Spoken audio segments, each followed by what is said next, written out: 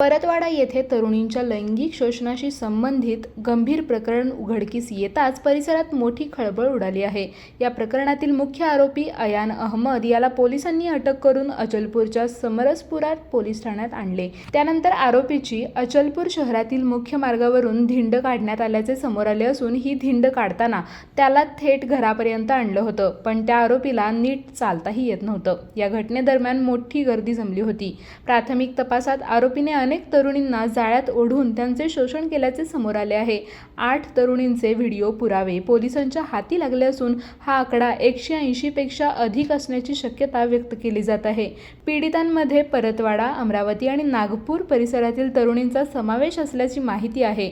तपासादरम्यान आरोपीने काही डिजिटल पुरावे मित्राकडे ठेवल्याचा संशय व्यक्त करण्यात आला असून मोबाईल, मेमरी कार्ड आदी वस्तूंचा शोध पोलीस घेत आहेत।